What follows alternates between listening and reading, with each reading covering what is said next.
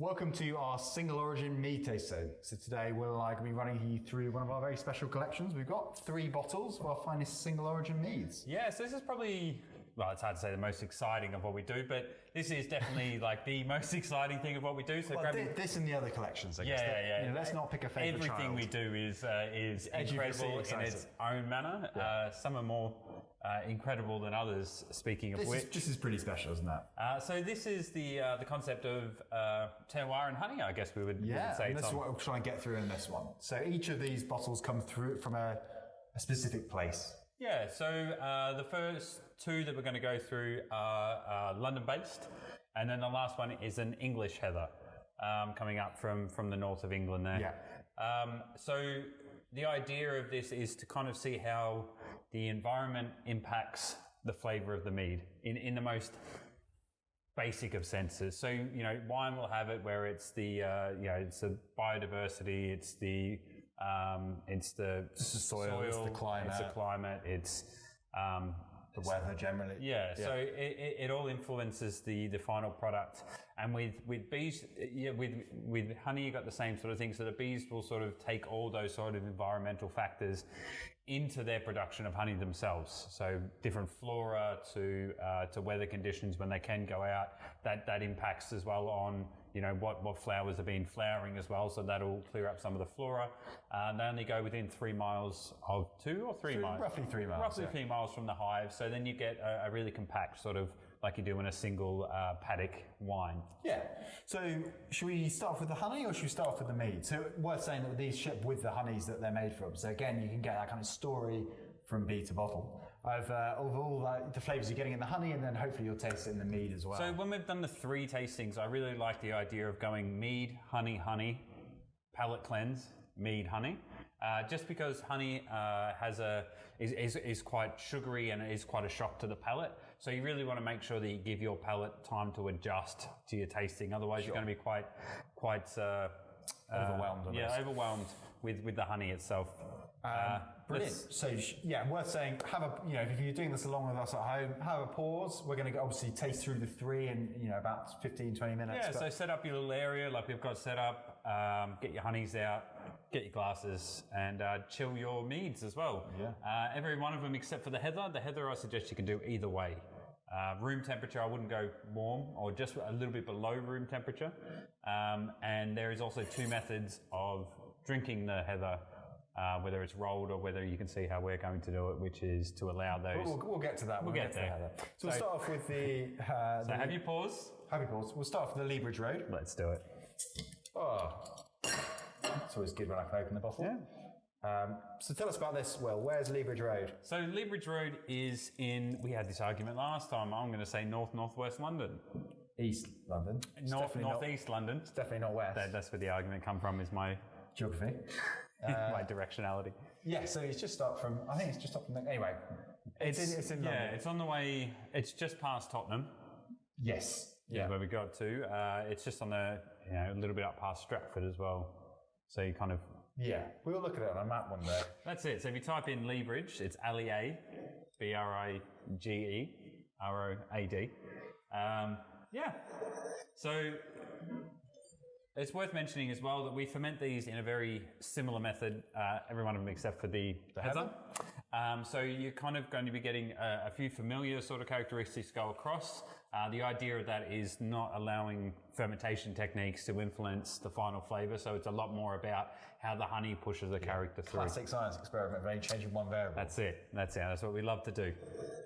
So obviously you can see they're quite different colours, the meads, and you should hopefully be able to see that in the honeys as well in front.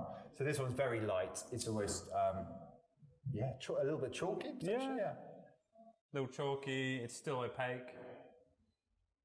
What do you get on the nose, Will? Obviously a little bit of sweetness from the honey. So yeah, there's a little bit of sweetness. Creaminess potentially. Yeah, there's a little bit of, some people call it yogurt, some people call it yogurt. There's a little bit of this sort of like creamy character that goes in, and people give it different things. And the other similarity there is there's a lot of melon in this. There's a lot of apple. Yeah, I'm getting that melon actually. Now you say that. Then there's a little bit like it's quite subdued citrus fruit. So it's almost like more of like a bitter rind than it is like a sweet sort of acidic citrus. Yeah. And then there's a little bit of florality there as well.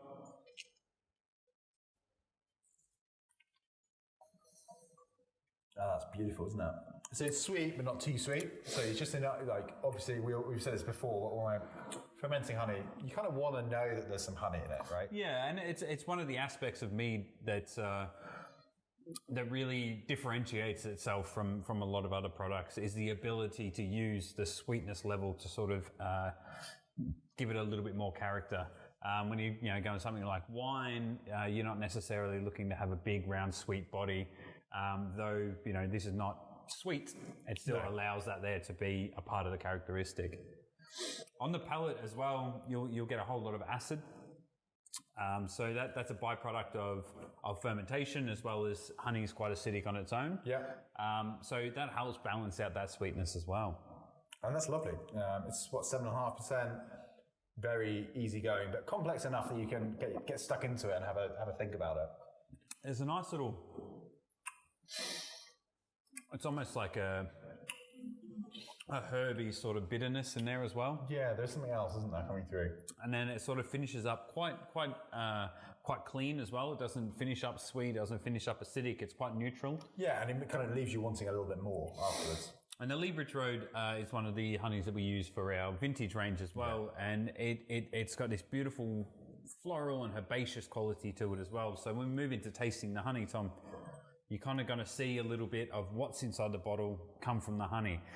And that's another reason of not putting too many fermentation techniques over the top, is that you can start to see how and what's lost, but how that honey transfers. How you're stripping away some of the sweetness to really reveal the other notes in the honey. Yeah, and also you'll get some of the notes in this which will be a little bit stronger that actually sit nicely in the back and actually balance themselves out quite nicely. Yes, there's a lot of flavour in that honey. And you get that kind of herby. Once you get past that little bit of sweetness, there's this nice little round bit of muskiness as well. And people sort of, if you haven't had raw honey before, a lot of raw honey has this sort of nice, like fresh, musky sort of feel to it. Once you get past those two, it turns into this light, almost like. Is raspberry leaves a weird thing to say? Like this bitter leaf, but still a little bit fruity. There's a bit of herbaceous notes in there. And then it finishes out, it's quite long with the muskiness, and then the acid profile from the honey starts to clean up that sugar off your palate. So, I mean, if we go on to the next honey. So, another good time to have a pause. Yeah. It's a good idea to pause in between each honey and mead tasting. If you're going to drink the whole bottle, come back later and do a couple of days if you want. That's it. Anyway, so the next one, this is crystallized, which is good. So is it gone bad, Tom, if it crystallizes? No, it hasn't. Because you know what? Honey is an amorphous liquid, so it'll just find its crystal structure eventually. If you leave it to sit for long enough. Obviously, you can just heat it up and it'll change back. But anyway, that's very interesting. We do too many of these, I think. So this is the Hackney, right? Oh, you're right. It's a little difficult. From not too far away from the Liebridge Road. But crucially, it tastes completely different.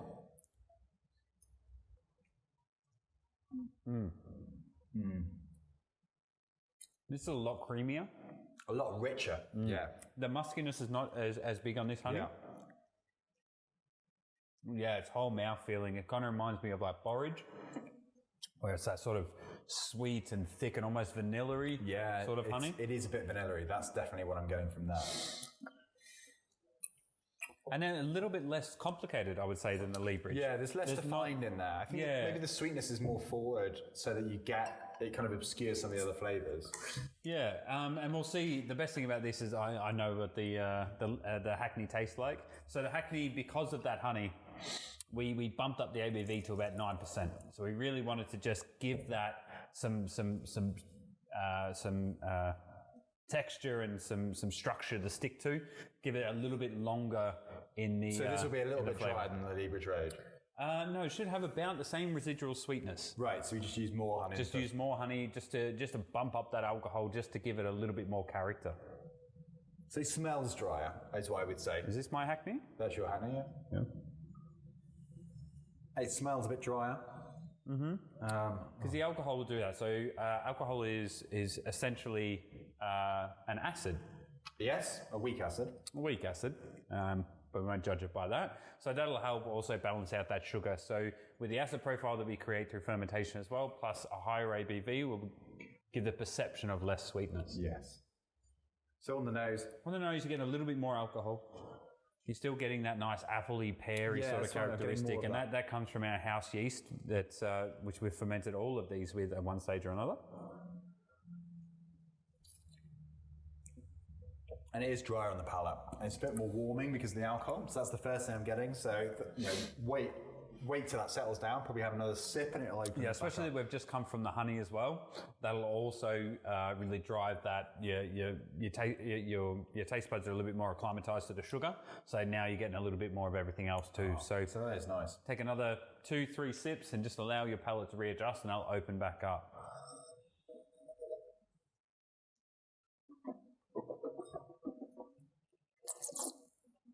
So on the palate, it's a lot fruitier. Yeah.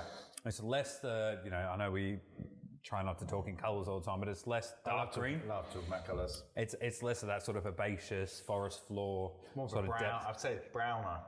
Browner. Yeah, more brown. If I was more brown. Yeah, I was like, if we're going to talk in colours, we might as well talk in English. Yeah. I break the habit of a lifetime. Yeah. So, I mean, I think it's a bit. Dank is not the right word at all. It's a bit of earthiness in there, I think, and because the sweetness is less, those other flavours are playing a bit and I more think the earthiness is a really good shout. You wouldn't say that would be earthy versus, let's say, a Pinot Noir or something like that. No, really has that robust, earthy sort of character. But compared to the last one, it's got that sort of mushroom-esque sort of a bit more going on. earthiness going on. But cool. Well, guys, we're going to move on to the next one, but feel free to have a pause and join us in a second. Where are we going? Honey or mead? We're going to go mead, then honey. Okay, there you go. So finally, we've got the Hackney, and what is really the Hackney, the heather. So what is really cool is you can see in the bottle it's got what looks like a lot of yeast drop, but it's not yeast, is it? Will? No, it's proteins. Proteins from the heather honey. From the heather honey. So. One of the really cool things about heather honey is that, number one, it's really hard to pull out of the hive. Yeah. It's super musky. It's very intense. We did this one as our sort of winter style for our meat of the month range. So we brewed this up to 10.5%. If I'm 10.5%. So generally we wouldn't push our house yeast past 8. We did for the Hackney, we pushed up to 9%, and that's where you get a little bit more of those high alcohols. With the heather, we end up going with a red wine yeast over the top, just to bump up the ABV and just help sort of balance out that craziness that is heather honey. Yeah, and so there's two ways you can drink this. Obviously, where we've let some of the protein settle out the bottom, and we're taking the top bit, but you can also roll it around and mix it all in. Like realistically, there's no difference. There's a little bit more difference in mouthfeel. Yeah. So you get a little bit of this creamier if you roll, but you get a little bit more of the delicate notes when you let it sit. So it's kind of, you could do both. You could pour a glass off the top, put a cap on it. This one's very, very lightly carbonated. So if you just put a cap on it, give it a little bit of a roll, then you can sort of see it both ways to see how much that influences the flavour and the style of meat itself. So immediately on the nose, I'm getting, it's not peaty, that's the wrong, it's like raw peat as opposed to smoked peat. That makes sense? So you get, for me, it's this musky boiled lollies and like boiled sweets and it's also, there's a little bit of this, I wouldn't say medicinal, but almost this medicinal sort of, like we had the eucalyptus before, it's just got this nice undertone of this sting of medicinal sort of quality. Not as much of the light fruity character as the rest. It's a lot more aggressive, I would say. Like it's very earthy.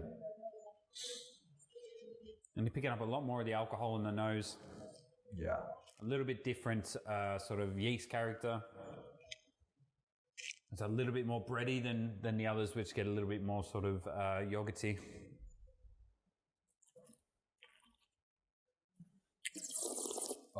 So for me, there's some caramel notes. Marzipan, richness, caramel. Yeah. Marzipan's a good shout, yeah.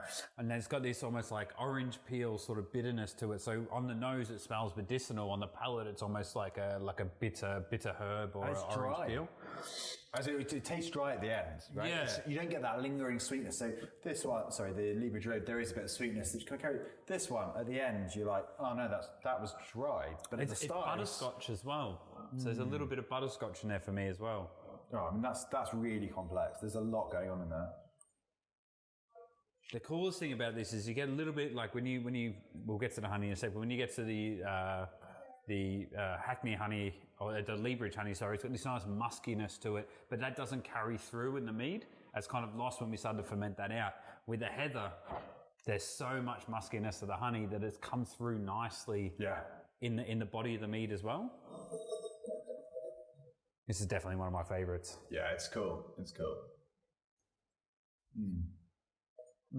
And so then to finish it off, let's have a taste of the honey and see what we can pick up there.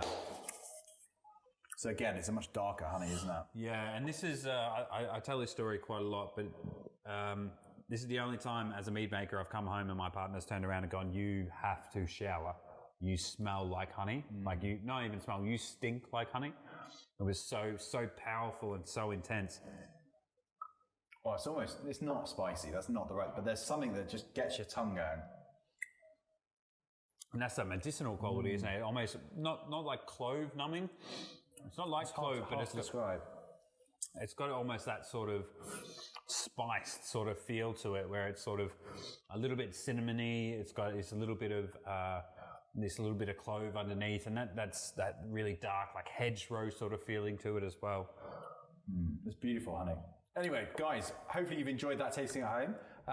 Drop us an email. Let us know what you think about anything. I mean, my inbox this week has been full. It's been great. Has been full of people getting in touch, and I love it. But let us know what your favourite was and how that kind of tasting went. But hopefully you enjoyed that. See you later, guys. Thanks for stopping by, guys.